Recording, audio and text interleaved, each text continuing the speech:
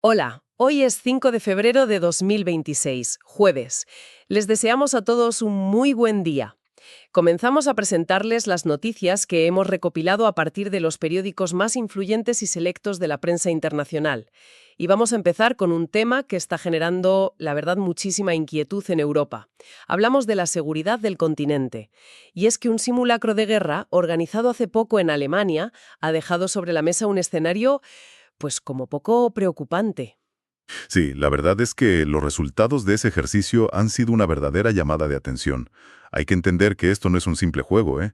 Se planteó un escenario muy específico para octubre de este mismo año. Ajá, Una incursión rusa en Lituania con la excusa de una crisis humanitaria inventada en Kaliningrado. ya. Y lo más alarmante de todo es que, en la simulación, Rusia conseguía sus objetivos, una victoria aplastante, con apenas 15.000 soldados. ¿Cómo es posible que con tan pocas tropas se logre algo así? ¿Cuál fue el fallo sistémico que reveló el simulacro? Pues ahí está la clave de todo. El problema no fue tanto la fuerza militar, sino la parálisis política de la OTAN. La parálisis. Sí. En el escenario, Alemania dudaba, Polonia movilizaba sus tropas, pero no se atrevía a cruzar la frontera sin un mandato claro.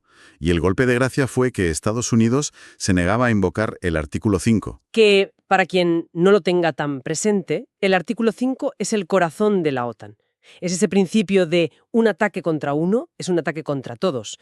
Sin eso, la alianza pierde casi todo su sentido, claro. Exactamente. Es la piedra angular de la disuasión. En el momento en que un adversario percibe que puede haber dudas o retardos en su aplicación, pues, toda la estructura de seguridad se tambalea. El resultado del simulacro fue una victoria rusa que no solo ocupaba territorio, sino que destruía la credibilidad de la OTAN en los países bálticos. Claro, Y esto, pues, explica por qué el pánico está cundiendo en muchas capitales europeas. entiendo. De hecho, las fuentes mencionan que ese consenso que había de que Rusia no sería una amenaza hasta 2029 se ha roto. Ahora Países Bajos cree que podría ser mucho antes.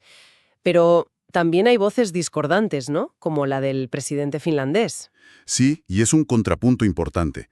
El presidente de Finlandia argumenta que la capacidad militar rusa está, en realidad, sobreestimada. ¿Ah, sí? Y la prueba, dice él, es el estancamiento y las enormes pérdidas que están sufriendo en Ucrania. Es el gran debate ahora mismo en Europa. Claro, ¿qué versión es la correcta? ¿Es Rusia un gigante herido y debilitado, o es una amenaza inminente que se está reagrupando más rápido de lo esperado? Ojo, que ambas cosas podrían ser ciertas a la vez. Y mientras Europa debate sobre esta amenaza, vemos movimientos diplomáticos que parecen contradictorios. Por un lado, Estados Unidos y Rusia acuerdan reanudar contactos militares para evitar, bueno, un Sí. accidente. Y por otro, vemos un importante intercambio de prisioneros. Son las dos caras de la misma moneda. Por un lado, la tensión máxima y la preparación para el conflicto. Y por otro, la necesidad de mantener canales abiertos para gestionar la crisis y, bueno, evitar una escalada no deseada. Claro. El intercambio de 150 militares y 7 civiles ucranianos es un gesto humanitario, desde luego, pero también es una pequeña válvula de escape en un conflicto que sigue totalmente enquistado. Esta inestabilidad, además, no se limita a Europa. En las fuentes vemos que la atención del gobierno estadounidense también se dirige hacia África y concretamente al noroeste de Nigeria. Así es. Allí hay una amenaza creciente de un grupo llamado la Kusawa, que está afiliado al Estado Islámico. El asunto, además, se complica por la narrativa que se está utilizando. En diciembre, la Casa Blanca anunció ataques aéreos, Sí, presentándolos como una campaña para detener una masacre de cristianos. pero las fuentes de la región, tengo entendido, cuentan una historia muy diferente. Totalmente. Los residentes locales y las fuentes nigerianas señalan dos cosas. Primero, que los ataques aéreos fueron bastante ineficaces. Ya. Y segundo, y esto es más importante, que la violencia en esa región es compleja y la gran mayoría de las víctimas, de hecho, son musulmanas. O sea que esa narrativa de una persecución puramente religiosa Pues no se sostiene sobre el terreno y puede ser además contraproducente. parece un tablero global lleno de focos de tensión.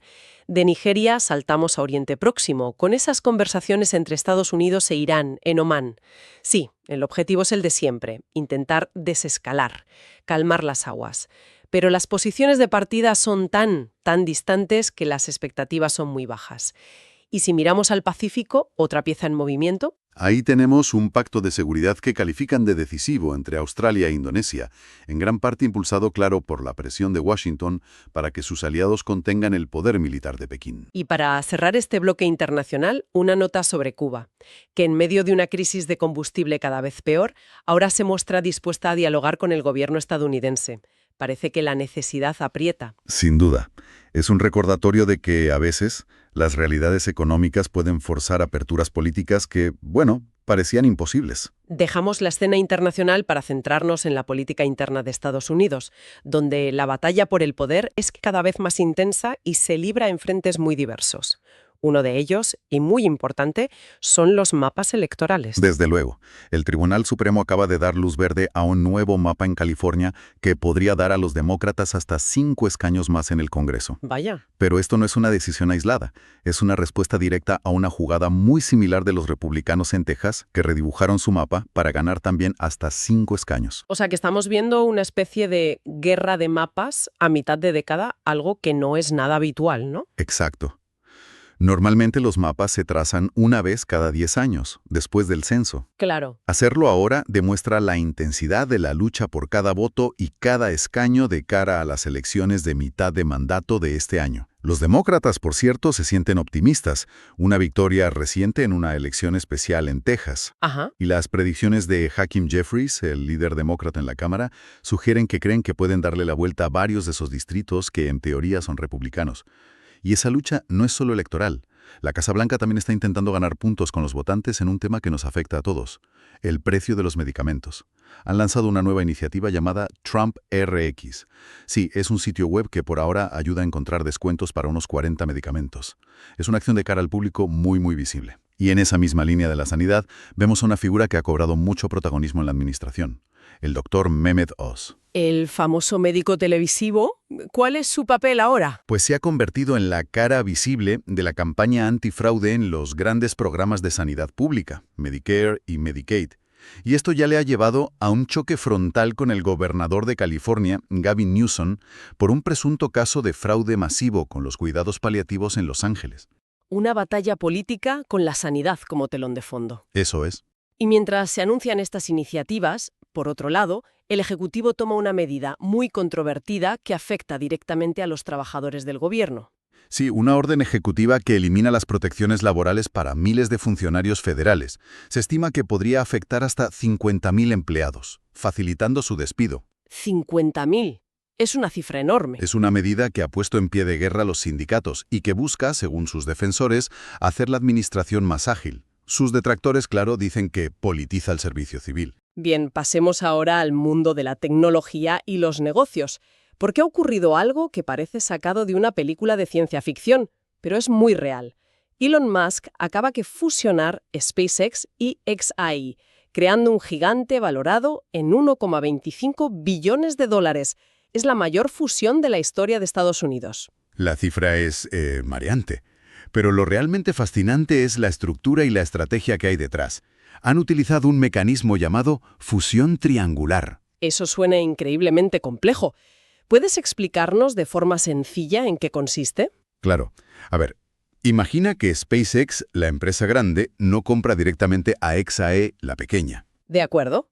En lugar de eso, crea una tercera empresa, una filial fantasma, solo para esta operación. Esa filial es la que se fusiona con xAI. El resultado final es que xAI se convierte en propiedad de SpaceX, pero la estructura ofrece unas ventajas enormes. ¿Qué tipo de ventajas? Principalmente 2. Primero, protege a SpaceX de posibles deudas o responsabilidades legales que tuviera xAI. Ah, claro. Es como casarse, pero sin heredar las deudas del cónyuge, digamos. Entendido. Y segundo, ofrece importantes beneficios fiscales a los accionistas de xAI. Es una obra de ingeniería financiera para que la operación sea lo más eficiente posible. Y se espera que esta nueva megaempresa salga a bolsa este mismo verano. ¿Eso es? Mientras Musk crea este coloso integrado, otro gigante, Amazon, está moviendo ficha de una forma diferente, pero igual de espectacular. Planea invertir 200.000 millones de dólares en un solo año. Es una cantidad de dinero difícil de comprender. Y la práctica totalidad irá destinada a construir centros de datos para potenciar su negocio de inteligencia artificial en la nube, Amazon Web Services. Es una apuesta total. Y aquí el contraste es brutal, porque mientras Jeff Bezos, a través de Amazon, invierte esa fortuna en centros de datos, su otra gran propiedad, el periódico The Washington Post, acaba de despedir a más de 300 periodistas. Ese contraste es la noticia en sí misma. Representa un tercio de la plantilla. Un análisis de The Atlantic lo interpreta como un cambio radical en la visión de Bezos. Llegó prometiendo una era dorada para el periódico, actuando como un inversor paciente. ¿Y ahora? Ahora parece que su paciencia se ha agotado y su postura, según algunos, se alinea más con los nuevos vientos políticos de Washington tras las elecciones de 2024. Entonces, ¿está Bezos abandonando el periodismo para duplicar su apuesta por la tecnología? Todo apunta en esa dirección. Y no es solo él. En total, las grandes tecnológicas planean invertir $660.000 millones. ¡Una barbaridad! Esto está reavivando el miedo a una posible burbuja de la inteligencia artificial. La única que parece ir por otro camino es Apple, que gasta mucho menos porque tiene un acuerdo con Google para usar su tecnología, Gemini.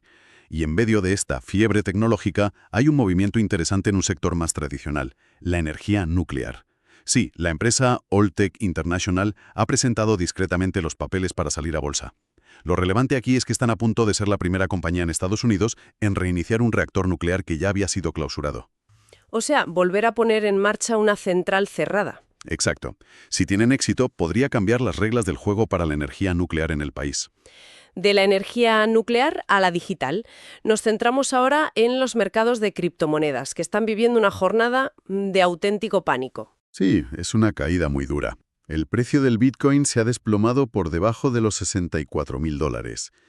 Para ponerlo en perspectiva, esto ha borrado de un plumazo todas las ganancias que se habían acumulado desde la victoria electoral del presidente de Estados Unidos. Todo ese optimismo que se conoció como el Trump Rally en el mundo cripto se ha evaporado. El valor ha caído casi un 50% desde el máximo que alcanzó en octubre. ¿Qué ha pasado? ¿Fue solo una burbuja de euforia? Pues hay una combinación de factores técnicos. Los analistas apuntan a lo que se conoce como una fase de desapalancamiento forzoso en los mercados de futuros. Desapalancamiento forzoso. Dicho de forma sencilla, muchos inversores habían apostado con dinero prestado a que el precio seguiría subiendo. Ah, vale. Cuando empezó a caer, sus posiciones se liquidaron automáticamente, creando una cascada de ventas obligadas que acelera la caída. A eso se suma la venta masiva de acciones tecnológicas en general. Y también se mencionó un factor político, la posible nominación del nuevo presidente de la Reserva Federal. Exacto. El nombre que suena con más fuerza es el de Kevin Warsh. Y el mercado percibe que él sería partidario de mantener los tipos de interés más altos durante más tiempo. Y el dinero caro. Es veneno para los activos de riesgo como las criptomonedas. La situación es tan grave que algunos ya la comparan con la crisis del colapso de FTX en 2022. El valor total del mercado cripto ha perdido unos $2 billones desde su pico. Es una cifra astronómica. Y para terminar, vamos con algunas noticias breves pero significativas de distintas partes del mundo. La primera es un estudio con una advertencia muy seria. Sí, un nuevo estudio en la prestigiosa revista The Lancet calcula que los recortes en la ayuda internacional para la salud, liderados por Estados Unidos y otros países, podrían causar 9,4 millones de muertes adicionales para el año 2030. 9 millones de muertes. Revertiría décadas de progreso en salud global. De la salud global a una controversia cultural en la India, con el Taj Mahal en el centro. Sí, una nueva película está causando un gran revuelo, porque promueve una teoría conspirativa que dice que el Taj Mahal fue originalmente un templo hindú. Los historiadores, por supuesto, lo desmienten, señalando que el monumento es un ejemplo perfecto de la fusión de las tradiciones artísticas islámicas e hindúes de la época. Y en la industria del automóvil, un dolor de cabeza tecnológico y geopolítico. Sí, las nuevas regulaciones obligan a los fabricantes a eliminar el software de origen chino de sus vehículos. Esto afecta a muchas empresas, como el fabricante de neumáticos Pirelli, Claro. cuyo mayor accionista es el gigante químico chino Sinochem. Están buscando soluciones a la desesperada, como reducir la participación china o aislar completamente su negocio en Estados Unidos. Y finalmente, volvemos a Estados Unidos con una actualización sobre un caso que ha captado la atención mediática, la desaparición de Nancy Hathaway, la madre de la conocida presentadora de NBC, Savannah Hathaway. La investigación sigue abierta, y ahora se ha sabido un detalle, Inquietante. Una cámara de seguridad en su casa fue desconectada justo antes de que desapareciera. Vaya. Además, un hombre ha sido acusado formalmente de enviar un mensaje de texto a la familia pidiendo un rescate falso, añadiendo más confusión y dolor al caso. Gracias por escuchar las noticias con nosotros. Les deseamos a todos un muy buen día. Nos vemos mañana. Aquí estaremos esperándolos.